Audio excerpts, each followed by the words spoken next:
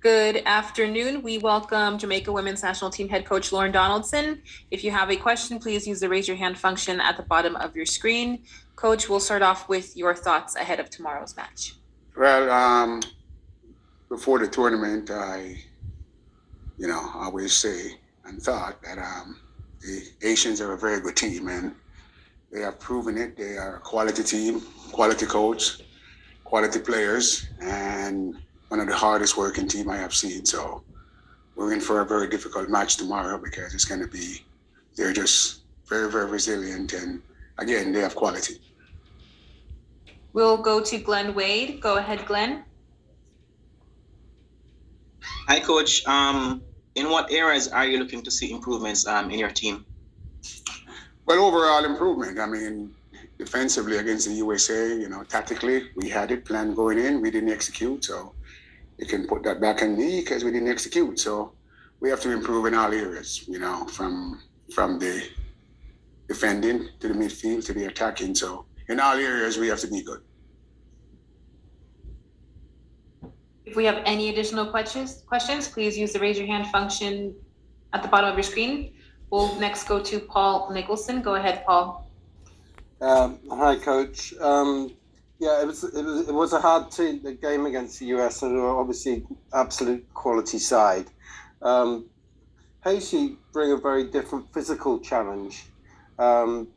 Will that suit your style of play? Because the Haitians don't give up. I mean, they'll be at you the whole time. Well, and that's what I just said. It's a team that's very fit, and they're not going to give up. And tactically, we have to get it right. We have to try to exploit them in certain areas of the field. And it's a must-win for us, so we can't go out there and have a defensive mindset. And I'm sure the Haitian is going to be. They're very good defensively. They're going to bunker in and try to counterattack. So we have to pick our time when to go. But our possession game has to be a lot better. We have to keep possession and get forward. Livingston Scott, go ahead.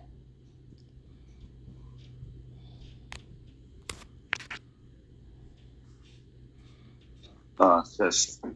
Yes, Coach. Good day. Pleasant afternoon to everybody. Yes, Coach. We all know we have been in a few one-off games in recent times and haven't come out on the better side of it. Just trying to get a feel of the psychology of the players and how ready they are to face this challenge.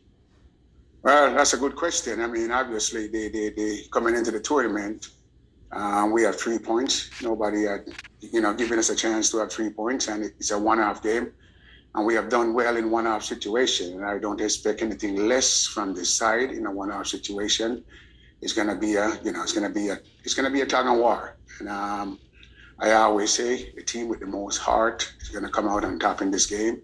And I think we have a lion's heart. So, we're hoping that can carry over to the game. So I expect good things from my squad. I trust them, and in a one-off situation, I have to bet on us.